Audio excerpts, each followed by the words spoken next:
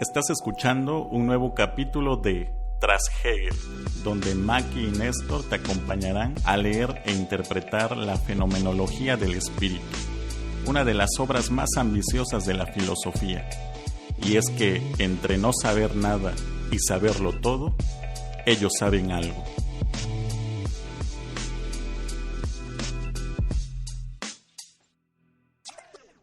Hola, bienvenidos a un nuevo capítulo de Tras Hegel, el primer podcast de filosofía en español donde leemos e interpretamos la fenomenología del espíritu de principio a fin. Yo soy Maki. Y yo soy Néstor. ¿Y qué vimos en el capítulo anterior? En el capítulo anterior analizamos la figura de la ilustración, cómo esta ilustración se opone a la conciencia religiosa o a la fe, y cómo este toque beligerante como que constantemente está hablando en contra de este contenido de fe. En este capítulo vamos a terminar el apartado 1, la actitud relativa de la pura intelección con respecto a la fe, leyendo el apartado gamma, la intelección como mala comprensión de sí misma.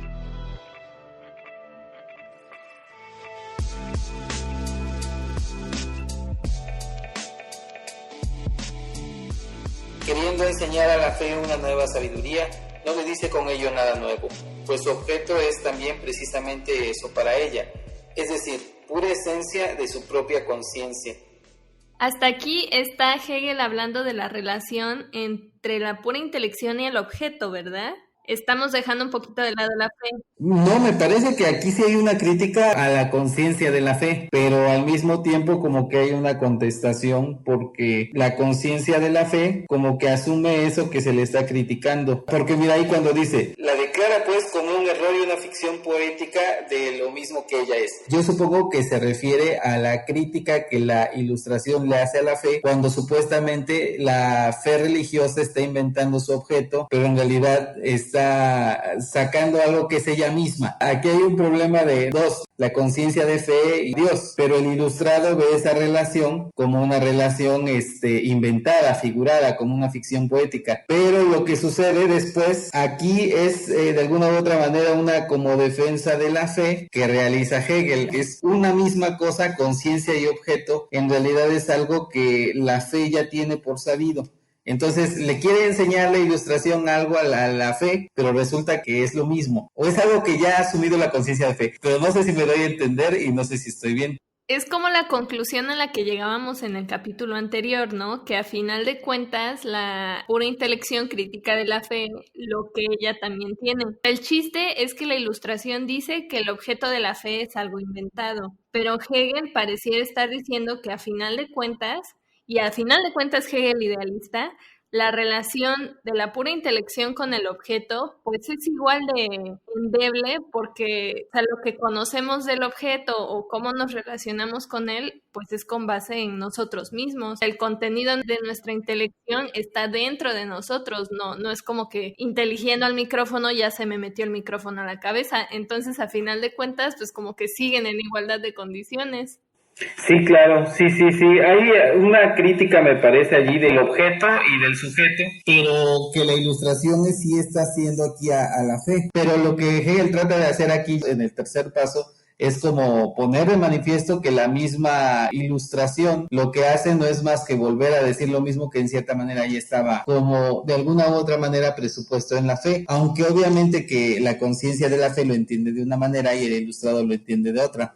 El objeto sigue siendo el contenido de esa intelección o de la fe, pero aquí yo entiendo como que está haciendo una crítica al objeto tal cual, digamos, fuera de aquella intelección o de esa fe. Entonces dice, a final de cuentas, como todo queda dentro de la intelección o dentro de la fe, pues da igual el objeto. Aquí está un poco curioso porque, bueno, el tema sí es la intelección y la intelección se llama incluso como mala comprensión de sí misma. Entonces, ¿qué es lo que está fallando? Lo que está fallando es que la intelección que se desarrolla por parte de la ilustración como que cae en errores al señalar a la fe. Pero sí tienes razón en eso que nos recordabas, que lo que se criticaba anteriormente es el vacío de contenido de la ilustración. porque de ahí venimos, ¿no? Que se supone que la fe sí tiene un contenido sólido, pero acá es curioso porque como dices, bueno, se habla del objeto, pero el objeto de la conciencia religiosa pues sería Dios. Lo que le puede criticar un ilustrado a un religioso es que se esté inventando algo que solamente está en sí mismo. Pero a final de cuentas, tu intelección del objeto y de la realidad también está en ti mismo. Ajá, es una unidad. Y esa unidad es algo que de alguna u otra manera el religioso también está entendiendo. Porque dice, bueno, sí, porque en realidad yo no soy yo. Nada más como que cambia los términos, podríamos decirlo así. Pero están afirmando de alguna u otra manera algo similar.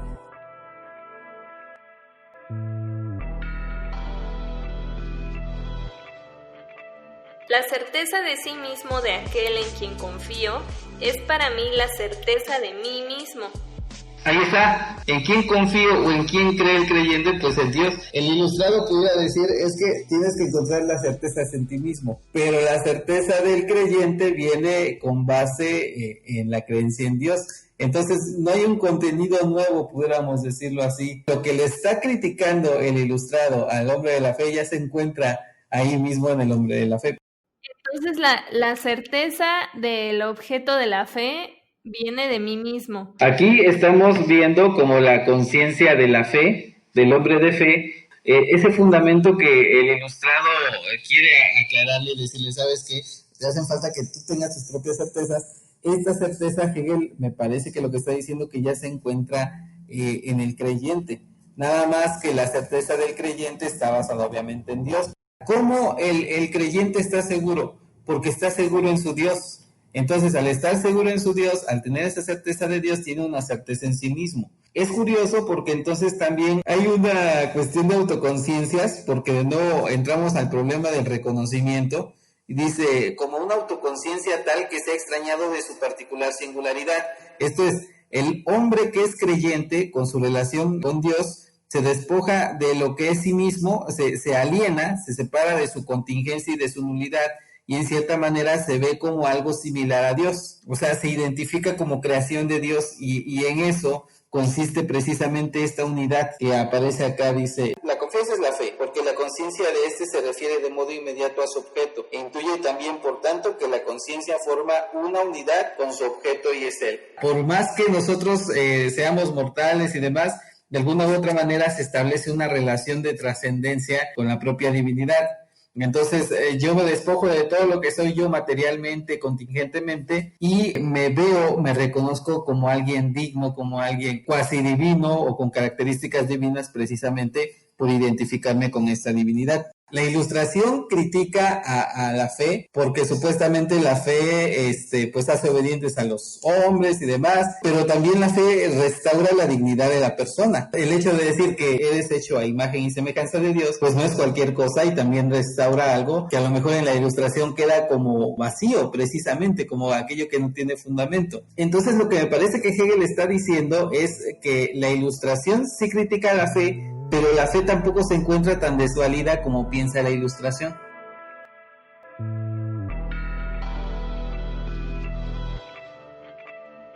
Pero la esencia absoluta de la fe no es esencialmente la esencia abstracta que se halle más allá de la conciencia creyente, sino que es el espíritu de la comunidad, la unidad de la esencia abstracta y de la autoconciencia.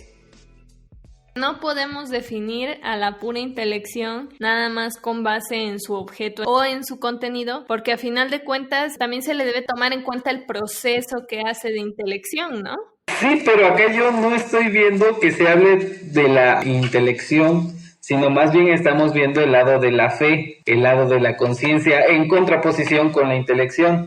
O sea, ahorita estamos describiendo únicamente lo de la fe. Para decir, ¿sabes qué? Intelección, te equivocas, porque esto que estamos diciendo es algo que tú no concibes de la fe. Tú estás diciendo que la gente de fe es gente obediente, es gente sumisa, pero bueno, en realidad no es que Dios baje y te diga qué es lo que tienes que hacer. Lo que hace la gente creyente, y hay que decir así, la gente creyente, es hacer lo que dice la comunidad. Entonces, este espíritu de comunidad, en cierta manera, sí te manda a obrar, pero este obrar, como dice Hegel, es esencial a la misma comunidad. Es como la manifestación de la acción que determina a la esencia de la comunidad. Esto es, los judíos son judíos por lo que hacen, no solamente por la intelección que tengan de Dios. Lo que hace que los católicos sean católicos es lo que hacen, lo que viven, lo que vivencian, lo que manifiestan prácticamente, no solamente una noción teórica de lo que es Dios. Entonces, más allá de que exista, porque el tema también es la obediencia y el obrar, no es tanto la sumisión como la manifestación de la esencia de la divinidad o de la concepción de divinidad con respecto a una comunidad religiosa o una comunidad de fe. O sea, estamos hablando de la fe entonces, no nada más con su contenido, con sus defectos, sino decir que implica toda una realidad que abarca también el obrar.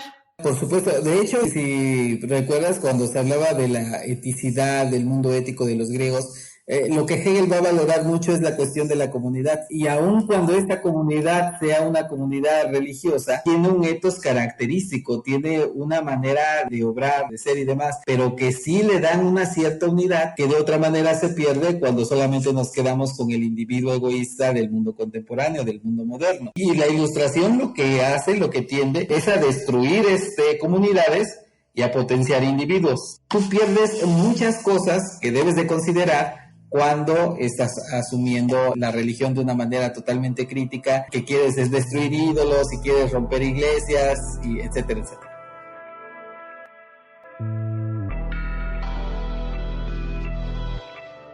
Pero la Ilustración se muestra aquí completamente necia. La fe la experimenta como un hablar que no sabe lo que dice y no comprende la cosa cuando habla del fraude de los sacerdotes y del engaño del pueblo. Habla de esto como si, por un juego de manos de los sacerdotes prestidigitadores, se deslizase furtivamente en la conciencia algo absolutamente ajeno y otro en vez de la esencia. O sea que la fe no es un engaño de acuerdo a Hegel. O sea, aquí está refutando lo que dice la Ilustración de que la fe nos engaña y nos aliena y todo eso.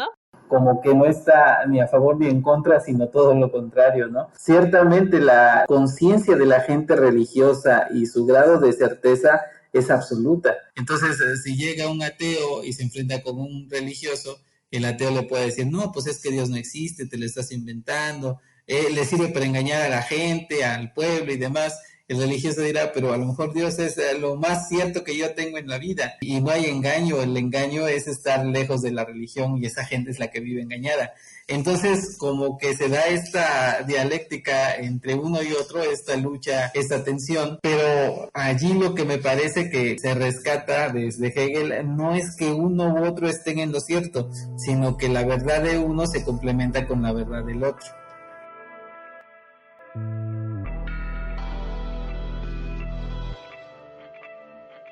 En la nueva edición de la Fenomenología del Espíritu, cuando Hegel dice, la diferencia no se da ya ni siquiera en las palabras, cuando se planteó la cuestión general de saber si es lícito engañar a un pueblo, la nota nos lleva a que Hegel se refiere al tema del concurso estimulado por D'Alembert. La cita que menciona la nota dice así: es útil que la gente se engañe, ya sea llevándola a nuevos errores o manteniéndola en los que está. El ilustrado, o la conciencia ilustrada, o la intelección, se preguntaría si es lícito estar engañando siempre al pueblo. ¿Con qué? Pues con los errores de la religión. Pero para la conciencia religiosa, pues esa pregunta es inválida, porque simplemente no se vive tal engaño, que es un poco el espíritu en que termina el apartado que dice, bueno, puedes engañar a la gente dándole un boleto falso, una letra cambiada, puedes venderle latón por oro, pero en realidad no lo puedes engañar en torno a la divinidad, porque la divinidad es la certeza más grande, más fuerte, la que le da sentido a todo lo demás. No está engañado en su creencia en Dios, a lo mejor está engañado en alguna práctica, ¿no? Pero su creencia es verdadera y a final de cuentas su relación con la divinidad es con cosas verdaderas. El hecho aquí no es ponernos en un punto de vista privilegiado y determinar ese está engañado, ese no está engañado, y decir, pues vámonos por el camino de los no engañados. No, es tratar de ver dentro de la conciencia de cada cual, y dentro del cristianismo no hay engaño. O sea, para los cristianos no hay engaño alguno. Imaginemos que de pronto descubrimos que Dios no existe, ¿no?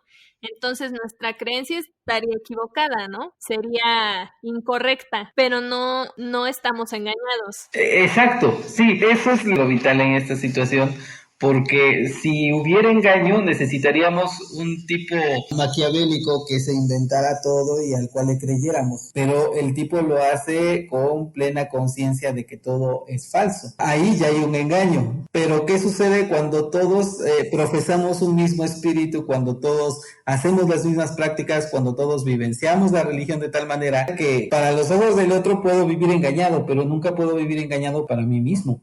Obviamente que aquí por eso subrayamos, o sea, y me parece que eso es lo que tú estás así como que preguntando, porque no hace tanto sentido, porque dirías, bueno, pues hay tantas religiones, entonces alguno debe de estar en la correcta y otros en lo falso. Pero el énfasis no está en determinar lo verdadero de una religión, sino la vivencia misma de esa religión, de esa comunidad, y cómo para ellos les da sentido. Y ese dar sentido es muchísimo más que tiene el ilustrado, cuando quita y no solamente el ilustrado, sino el ateo contemporáneo, cuando quitas la religión y te quedas sin nada, te quedas sin contenido, te quedas sin identidades, te quedas sin prácticas, y entonces pues el mundo sí se vivencia de una manera distinta si lo ves con ojos de creyente que si lo ves con ojos de agnóstico o ateo.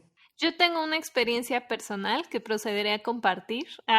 Yo soy muy escéptica en cuestiones paranormales o de las energías y eso. Por ejemplo, yo no creo que si tú haces algo bueno se te regrese, o que si haces algo malo se te regresa, o que tus cuarzos y que, ay, es que ya movieron aquí una puerta o se encendió la tele y no había nadie. A lo mejor yo no conozco la explicación, pero sé que debe haber una explicación normal para esas cosas. Y a veces luego cuando se ponen a contar historias de terror y eso, a mí me divierten en cuanto a narrativa, ¿no? Pero no porque realmente me espanten. Y alguna vez que me hice consciente de eso, me acuerdo que yo dije, ha de ser más divertido ser creyente de esas cosas porque como que le das otro saborcito a tu vida, ¿no?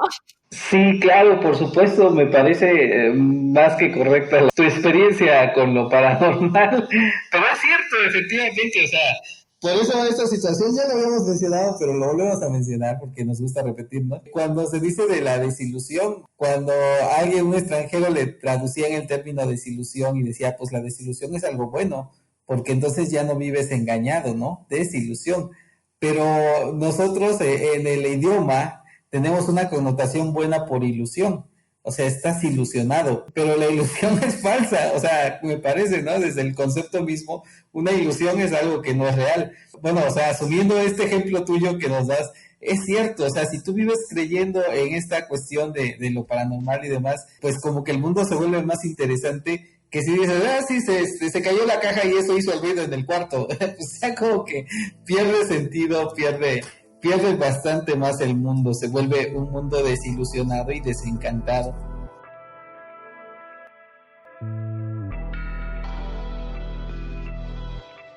Vamos a dejarla hasta ahí por esta semana. ¿Qué nos tiene que quedar claro? Nos debe de quedar claro que Hegel también como que trata de hacerle justicia a la conciencia religiosa y señala como estos déficits que tiene la Ilustración al criticar a la fe. Nos escuchamos dentro de 15 días, donde comenzaremos el apartado 2, la doctrina de la Ilustración, leyendo el apartado alfa, la inversión de la fe por la Ilustración.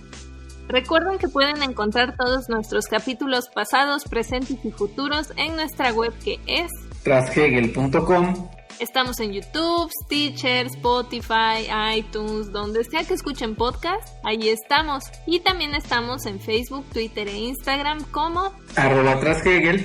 Encuéntrennos, coméntenos y compártannos para llegar a más personas. Yo soy Maki. Y yo soy Néstor. Hasta entonces. Nos vemos.